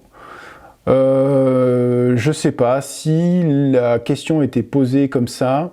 Moi, je suis resté à vraiment le bénéfice-risque chez ce patient d'un bêta-bloquant qui aura un effet, certes peut-être anti-hypertenseur, enfin un effet hypotenseur, mais majoration du risque d'hypoglycémie non ressentie et surtout pas d'effet néphroprotecteur, si ce n'est sur l'hypertension mais pas sur la protéinurie, et moindre effet sur la réduction du risque cardiovasculaire, notamment du risque d'AVC. Donc probablement 3 choses qui ne font pas prescrire. Après, éventuellement, on peut rajouter d'autres choses qui rentrent dans la balance bénéfice-risque, bien que je pense que c'est pas quelque chose qui serait au premier plan. Enfin, on n'aurait pas contre-indiqué que pour ça, si tu veux. Voilà. Encore une fois, donc sur l'HTA, effectivement, là, le patient a déjà de l'Amlor, donc ça veut dire qu'on lui met Amlor, ARA2, thiazidique. Est-ce qu'il ne faut pas simplement arrêter l'Amlor et lui remettre une double thérapie avec un bloqueur du SRA, un diurétique, ce qui est probablement mieux chez ce patient, et c'est probablement ce qu'il faut faire. Donc là, je pense que la question aurait dû être posée par les molécules suivantes. Quelles sont les molécules pour réadapter son traitement, que vous allez utiliser pour réadapter son traitement? Voilà, et puis on aurait pu cocher tout ça. Et pourquoi mettre l'association alors qu'on parle que de molécules toutes seules? Enfin, je comprends pas. Je ne comprends pas comment est-ce qu'on peut vous prendre en traite comme ça. C'est pas très cool. Quelles thérapeutiques sont envisageables chez ce patient pour réduire le risque cardiovasculaire? Alors pareil, ça c'est une question, franchement, je sais pas quoi répondre à ce genre de questions. Enfin, en tout cas, pour moi, il n'y a qu'une réponse qui est juste ici, c'est la statine. Pourquoi mettre du clopidogrel en prévention primaire chez ce patient? En tout cas, ça a été fait chez les diabétiques. On a mis de l'aspirine, on s'est rendu compte qu'effectivement, ça réduisait le risque cardiovasculaire, mais ça augmentait quand même drastiquement le risque hémorragique. C'est pour ça que c'est pas du tout dans les recommandations et qu'il faut arrêter de prescrire de l'aspirine pour fluidifier le sang. Ça peut pas faire de mal. Si ça peut faire du mal, parce que ça a montré qu'on augmentait le risque hémorragique pour une réduction effectivement du risque cardiovasculaire, mais c'est toujours pas... la balance bénéfice-risque me semble pas extrêmement favorable quand même. Anticoagulation efficace, alors c'est même encore pire que tout, notamment en plus l'anticoagulation en prévention du risque cardiovasculaire, c'est quand même quelque chose d'extrêmement mauvais, donc ça clairement c'est faux. La statine, effectivement, ce patient a quand même probablement aura l'intérêt d'avoir une statine, mais je n'ai pas de niveau de cholestérol, de LDL cholestérol, donc je reste quand même un peu circonspect de prescrire une statine sans niveau de cholestérol, parce que il est possible, ce qui est probablement fortement improbable, que le patient ait un niveau de cholestérol qui soit dans la cible, et donc c'est probablement le médicament qu'on va pouvoir lui donner pour réduire son risque cardiovasculaire. L'allopurinol, alors oui, théoriquement, l'allopurinol va pouvoir, en agissant, en réduisant l'acide urique, chez un patient hyperuricémique, réduire son risque cardiovasculaire, c'était montré dans les grandes études, mais on n'a pas son niveau d'acide urique, il n'a pas fait de crise de goutte, donc il n'a absolument aucune raison d'avoir l'allopurinol, sachant que l'allopurinol est une molécule qui donne, dans un cas sur je ne sais plus combien, des problèmes cutanés, genre syndrome de Lyell, extrêmement graves, surtout quand ils sont associés à certains antiépileptiques. Donc en fait, il ne faut pas prescrire ce médicament pour un éventuel risque de baisser un risque cardiovasculaire. Enfin, je veux dire, on prescrit ce médicament pour des indications très précises, et en plus, ces indications vont pouvoir permettre de réduire le risque cardiovasculaire. Donc pour moi, on ne met pas d'allopurinol à ce patient, il n'en a absolument pas les critères, on n'a absolument aucun élément qui nous permet de dire, bien sûr, je vais mettre de l'allopurinol.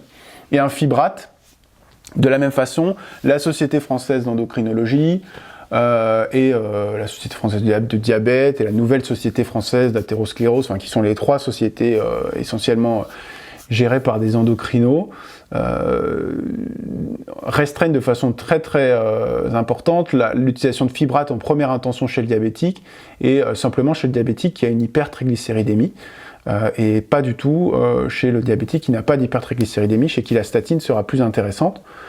Donc encore une fois, pourquoi mettre un fibrate ici? Donc en fait, je sais pas ce que vous avez coché. Mais moi, ici, j'aurais coché que la statine. Je vois pas...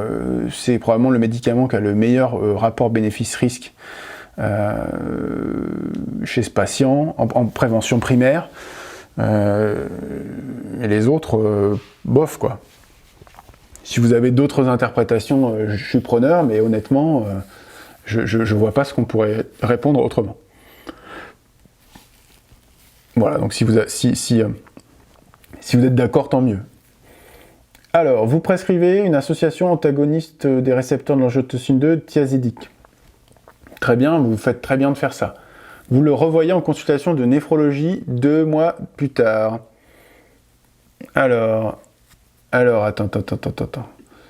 Je vois... donc ce patient... Mais attends, en prévention primaire, le collège de chirurgie vasculaire dit pour réduire le risque cardiovasculaire, avec de l'athérosclérose, on met IEC aspirine statine. Alors je serais quand même étonné de voir ça en prévention primaire. En prévention secondaire, ou alors éventuellement chez un patient qui présente une artérite oblitérante des membres inférieurs, ok, mais ici, on n'a absolument aucune donnée sur son état vasculaire qui semble pas si affreux que ça. On n'a pas de score calcique, on n'a pas d'atteinte des membres inférieurs.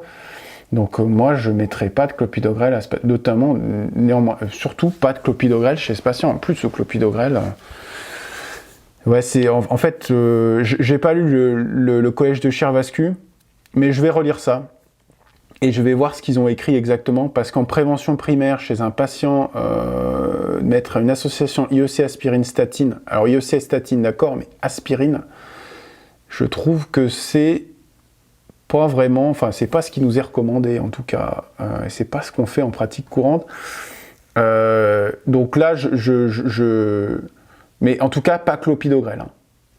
Clairement pas clopidogrel. Peut-être aspirine, mais pas clopidogrel. Mais encore une fois, je vous ai dit, aspirine, ça a été testé. Effectivement, ça peut réduire le risque cardiovasculaire, mais au prix d'une augmentation du risque hémorragique, qui n'est pas ce qu'on appelle une balance bénéfice-risque favorable, en prévention primaire. En prévention secondaire, oui, mais pas en prévention primaire. Bon. Je mettrai un petit commentaire dans le replay par rapport à ça spécifiquement.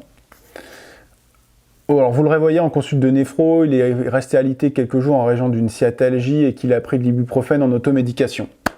Donc, dans la prise en charge de l'insuffisance rénale chronique, il y a un gros volet d'éducation thérapeutique. C'est très important de bien dire au patient qu'il y a des médicaments qu'il ne doit pas prendre, et notamment des médicaments type anti-inflammatoire. Mais là, vous avez typiquement ce qui se passe dans la vraie vie. Et c'est très bien de vous le mettre en cas clinique, bien que les questions soient des fois un peu ambiguës, ce cas clinique est quand même un cas clinique qui arrive dans la vraie vie. Sa pression artérielle est à 122 sur 73, donc bien contrôlée. Fréquence cardiaque à 82, bon, l'électrocardiogramme normal, très bien. Bilan sanguin suivant, 140 de sodium, 5,5 de kaliémie, donc une kaliémie qui semble un peu élevée.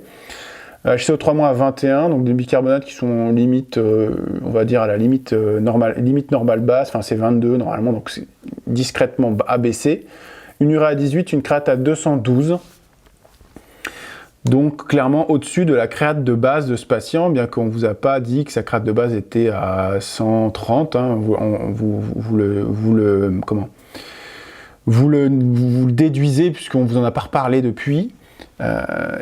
Non, si on vous a dit qu'il avait une créate à, puisqu'on vous disait qu'il avait un DFG à 135, voilà.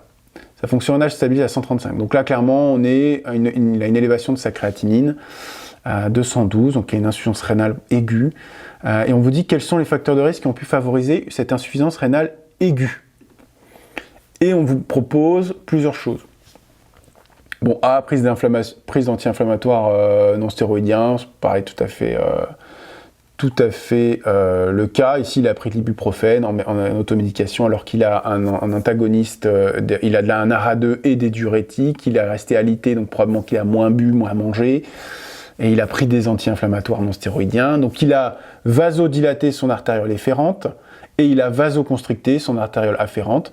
Donc il a beaucoup réduit son débit sa pression de filtration glomérulaire, et donc il s'expose à un double effet des AINS qui est l'hyperkaliémie et l'insuffisance rénale aiguë. Et des AINS et des ARA2. Déshydratation intracellulaire. Alors pourquoi ici il y a une déshydratation intracellulaire, moi je ne la vois pas, il a 142 sodium.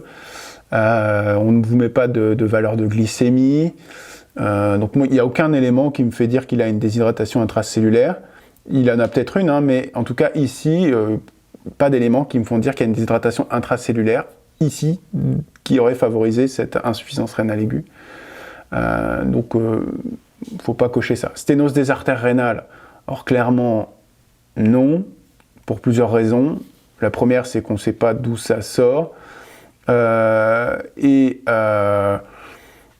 Sténose des artères rénales, est-ce qu'on aurait pu faire... ma question, c'est que je ne l'ai pas coché. En fait, a posteriori, je me dis, et si vous avez une sténose bilatérale des artères rénales, vous pouvez peut-être éventuellement avoir une insuffisance rénale aiguë importante avec l'introduction des ARA2 et des IEC. Mais ici, moi, ça me paraît pas juste, en fait. Déjà, parce que vous avez des arguments indirects qui vous disent que le patient n'a pas de sténose artère rénale au tout début avec l'écho Doppler, donc il n'y a aucune raison qu'il ait une double sténose des artères rénales.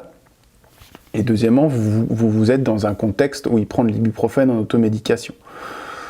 Donc, je ne suis pas très convaincu de la sténose des artères rénales ici.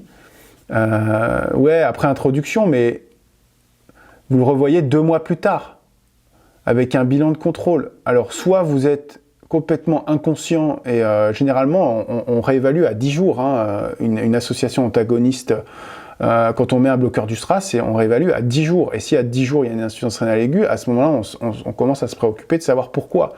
Mais là, 2 mois après, si vous n'avez pas fait un iono entre-temps, c'est grave, en fait. Donc moi, je pars du principe que là, le patient, il est équilibré et qu'il n'a pas bougé sa fonction rénale après l'introduction de cette thérapeutique, et que là, vous le voyez dans un contexte très, très spécifique. Je suis d'accord avec ce que tu dis, Fanny. Attention, entendons-nous, il faut absolument contrôler après l'introduction d'IEC d'ARA2, et que s'il y a une insuffisance rénale importante qui apparaît, il faut se méfier de la sténose bilatérale, des artères rénales. Mais là, on est 2 mois après. Donc clairement, oui, c'est très rapide. C'est tout de suite, en fait, parce que là, on fait chuter. S'il y a une sténose bilatérale, le flux est déjà très bas. Et en plus, quand on va mettre ce truc, hémodynamiquement, on va faire chuter très rapidement la pression de filtration. Donc ça va se voir dans les 10 jours qui vont suivre l'introduction. Et là, on est 2 mois après. Donc c'est clairement pas la sténose des artères rénales qui explique cet épisode, là, 2 mois après l'introduction. Traitement par antagoniste des récepteurs, clairement, oui, la coprescription d'anti-inflammatoires non stéroïdiens, d'un bloqueur du SRA et d'un diurétique chez un patient alité qui n'a pas accès à l'eau va précipiter, favoriser cette insuffisance rénale aiguë. Et attention, la E, c'est faux. La E est fausse. Et là, vous allez me dire, mais pourquoi la metformine, insuffisance rénale aiguë? Attention, la metformine, la prise de metformine n'entraîne pas d'insuffisance rénale aiguë. C'est l'insuffisance rénale aiguë qui entraîne le surdosage en metformine, qui va entraîner un découplage mitochondrial, des problèmes métaboliques au niveau cellulaire, une acidose lactique, et du coup, derrière, potentiellement une aggravation et une potentialisation de l'insuffisance rénale aiguë. Mais clairement, il n'y a pas quand vous prenez la metformine, il n'y a pas de risque de faire une insuffisance rénale aiguë quand on prend de la metformine. Donc toxique si insuffisance rénale. Voilà. En gros, le traitement par metformine n'a pas favorisé l'insuffisance rénale aiguë. Par contre, l'insuffisance rénale aiguë va favoriser un surdosage en metformine. Attention, c'est bien dans ce sens-là qu'il faut le voir. Donc moi, j'ai répondu prise d'anti-inflammatoires non stéroïdiens et traitement par antagoniste des récepteurs angiotensine 2. Donc le reste ne me paraît pas juste dans ce contexte pour les raisons que je vous ai citées. Alors, ensuite, quelle est votre attitude thérapeutique?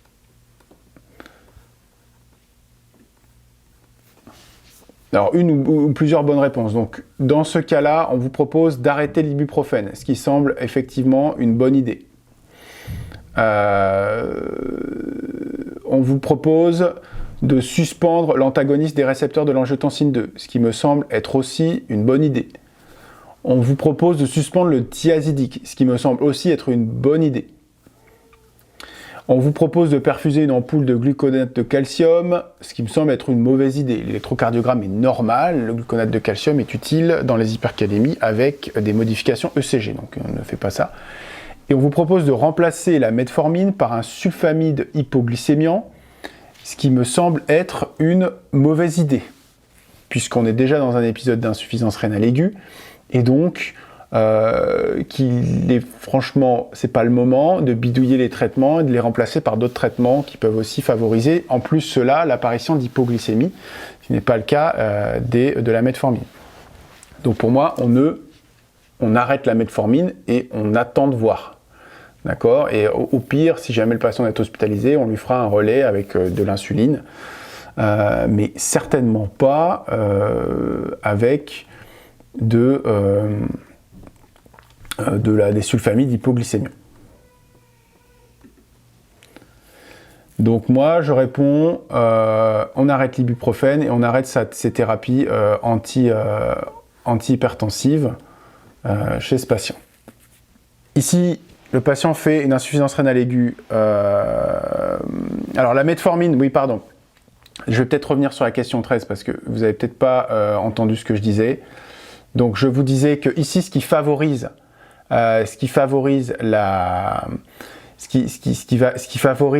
l'apparition de l'insuffisance rénale aiguë, c'est la coprescription de la prise anti-inflammatoire et les antagonistes des récepteurs de l'angiotensine 2 et des diurétiques. Donc tout ça, c'est des choses qui vont favoriser l'apparition de l'insuffisance rénale aiguë. Dans ce contexte, il n'y a pas de déshydratation intracellulaire qui est décrite ici, donc ça n'a pas favorisé l'insuffisance rénale aiguë chez ce patient. La sténose des artères rénales, on est 2 mois après l'introduction du traitement. Il n'y a absolument aucune raison que 2 mois après, il ait une sténose des artères rénales qui parle 2 mois après le traitement. Et la metformine ne donne pas d'insuffisance rénale aiguë. La metformine, dans un contexte d'insuffisance rénale aiguë, va se surcharger. Vous allez avoir un surdosage en metformine dans un contexte d'insuffisance rénale aiguë, mais c'est clairement pas le surdosage en metformine qui va provoquer l'insuffisance rénale aiguë. Attention, ce n'est pas dans ce sens-là que ça fonctionne. Pourquoi pas laisser le thiazidique alors qu'il y a une hyperkaliémie ? Parce que le thiazidique est un facteur hypovolémiant et qu'ici, la problématique, c'est une chute du débit de filtration glomérulaire par un mauvais jeu hémodynamique entre l'AINS et l'ARA2, et qu'en laissant le thiazidique, on va aggraver l'hypovolémie et on va donc aggraver l'insuffisance rénale, et in fine, on va pouvoir aussi potentiellement aggraver l'hypercalémie. Étant donné qu'on met des bloqueurs du SRA, donc l'activation du système rénine-angiotensin-aldostérone qui provoque l'hypokaliémie avec la prescription d'un thiazidique, eh bien, elle ne pourra pas se mettre en route, puisqu'il y a un bloqueur du SRA. Donc il faut tout arrêter, là. Il faut tout arrêter, les médicaments qui précipitent, et laisser le patient un peu de nature pour que ça rentre dans l'ordre. Pour ce qui est de l'attitude thérapeutique, il faut arrêter l'ibuprofène, arrêter l'antagoniste des récepteurs de l'angiotensine 2 et suspendre le thiazidique. La fonction rénale s'est améliorée grâce à votre traitement, sa créatinine s'est stabilisée à 140 micromolaires et vous souhaitez éliminer formellement une sténose des artères rénales. Alors il serait temps quand même de le faire puisque vous avez prescrit ça et normalement 2 mois après vous ne devrez pas avoir de problème. Quels examens d'imagerie sont appropriés chez ce patient à ce stade ? Alors, on vous parle vraiment à ce stade. Ici, l'écho-doppler rénal, vous l'avez déjà fait et il était de mauvaise qualité, le patient est obèse. Donc, on ne refait pas un écho-doppler rénal pour éliminer formellement. Vous allez avoir 2 examens qui vont vous permettre d'éliminer formellement ce diagnostic. Ce sont soit l'angioscanner rénal, où vous allez pouvoir voir et visualiser les artères rénales, mais vous n'aurez pas la mesure des flux et choses comme ça, ou l'angio-MR rénal. Donc ces deux examens, l'angioscanner rénal expose au produit de contraste, et l'angio-MR rénal n'expose pas au produit de contraste, mais a tendance à surestimer un peu les lésions. On ne va pas faire d'artériographie rénale chez ce patient parce que c'est un examen invasif, qui est plutôt un examen qu'on va faire dans un but thérapeutique, c'est-à-dire dans le but de dilater une sténose ou de poser un stent, mais on ne va pas le faire en première intention pour confirmer une sténose artère rénale. La scintigraphie rénale au captopril ne se fait plus, donc on ne coche pas ça. Et donc, comme je vous disais, l'écho-doppler rénal n'est pas indiqué puisque on l'a déjà fait et que le patient était peu échogène. Alors, question 16. Vous avez réalisé l'examen radiologique suivant. Quelles sont les propositions exactes? Donc, il n'y a pas d'aggravation de l'insuffisance rénale aiguë avec l'angioscanner s'il est réalisé avec la protection adéquate, surtout pas à 52 ml/min. On a très peu de risque d'aggraver sa fonction rénale avec ce niveau de fonction rénale si le patient est bien préparé. Et si on veut vraiment, s'il y a un intérêt diagnostique à éliminer la sténose de l'artère rénale, on aura quand même de toute façon intérêt à faire ça. Donc là vous avez un scanner, donc c'est un angioscanner en coupe axiale, et on vous flèche quatre petites structures qu'on vous demande de commenter. Donc là, je remercie Emeric de Tuto Radio à qui j'ai demandé confirmation des réponses que j'apportais. Je n'étais pas tout à fait sûr de moi sur certaines, donc je suis à peu près sûr de ce que je vous dis là, c'est confirmé par un radiologue. Du coup, les réponses justes étaient celles-ci, donc merci encore à Emeric pour son aide. Donc la flèche 1 ne correspond pas à l'intestin grêle, mais elle correspond très probablement au côlon droit. La flèche 2 correspond bien à la veine mésentérique supérieure. C'est ça, donc c'est confirmé. La flèche 3 ne correspond pas au pylore, mais c'est un morceau du pancréas. La flèche 4 correspond à l'artère rénale droite, c'est vrai. Et l'examen est une phase artérielle, oui, puisque vous voyez l'aorte est rehaussée. L'aorte est rehaussée et vous avez la veine mésentérique qui, par contre, elle, ne prend pas le produit de contraste. Donc, on a très probablement un temps artériel à ce moment-là, qui est un mauvais temps artériel parce que vraiment, c'est pas super bien rehaussé, mais étant donné que la veine mésentérique ne prend pas le contraste, et qu'elle est du même contraste que le reste des tissus, on est sur un temps artériel et pas un temps portal. Voilà, c'est je pense la seule chose qu'il fallait retenir de cet examen. Alors, l'examen réalisé ne retrouve pas de sténose significative, très bien. Quel conseil donnez-vous à votre patient à la suite de cet épisode? Alors là, j'ai pas bien compris ce que voulait dire le rédacteur du dossier. C'était à la suite de l'épisode de l'angioscanner ou est-ce que c'est à la suite de l'épisode d'insuffisance rénale aiguë? Alors moi, je suis parti du principe qu'il parlait de l'épisode d'insuffisance rénale aiguë. Et si on parle de l'épisode d'insuffisance rénale aiguë, eh bien, il faut dire aux patients, pour éviter de faire des épisodes d'insuffisance rénale aiguë, quand on est sous bloqueur du SRA et diurétique, il faut avoir une consommation de boissons, de l'eau essentiellement, minimale, c'est-à-dire au moins 1 litre d'eau par jour, adapté à sa durée des 24 heures. Donc, c'est-à-dire que si le patient urine beaucoup, il faut boire beaucoup. S'il urine peu, parce que, globalement, généralement, on dit ça parce que si le patient pisse pas et qu'il boit 4 litres, il va se mettre en surcharge. Mais globalement, il faut boire un minimum moins d'1 litre par jour. C'est au moins ce qu'on dit aux gens, surtout s'ils ont des diurétiques et des bloqueurs du SRA pour qu'ils restent à l'équilibre avec ce traitement. Il faut absolument lui dire que lorsqu'il a des épisodes de déshydratation, il ne faut pas lui dire quand vous êtes des épisodes de déshydratation, il faut lui dire quand vous vomissez beaucoup et que vous ne buvez pas, quand vous avez des grosses diarrhées ou quand il y a des fortes chaleurs et que vous n'avez pas accès à l'eau, il faut lui dire des choses très concrètes. Eh bien, on suspend son traitement antihypertenseur, on va suspendre l'ARA2 et le thiazidique pour éviter de se mettre en insuffisance rénale aiguë. Alors, l'hydratation par eau de Vichy 2 litres par jour ne sert à rien dans aucun contexte, même à... Enfin, il n'y a vraiment aucune raison de s'hydrater avec de l'eau de Vichy à 2 litres par jour, sachant que ça apporte énormément de sodium et que 2 litres par jour, c'est un apport massif de sodium, donc c'est complètement idiot. Hydratation par une eau peu minéralisée 2 litres par jour, c'est pareil, je vois pas l'intérêt de faire ça, puisqu'en fait, en apportant beaucoup d'eau, on n'hydrate pas vraiment et on va faire que risquer, en plus avec le thiazidique, de l'hyponatrémie. Par contre, la contre-indication formelle aux anti-inflammatoires non stéroïdiens est quelque chose qu'il faut lui dire, lui redire, et lui rappeler, et lui re-rappeler, absolument de façon ferme. Donc, voilà un petit peu cette question 17 qui va clôturer ce live, puisque voilà, c'est terminé. Si vous avez des questions, j'y réponds. Il est déjà tard pour vous, donc je ne veux pas vous embêter trop sur votre fin de soirée. Mais si vous avez des questions, j'y réponds avec plaisir. Maintenant, et puis après, si vous avez des questions qui vous viennent après le live, il y aura toujours la possibilité de les poser dans le replay.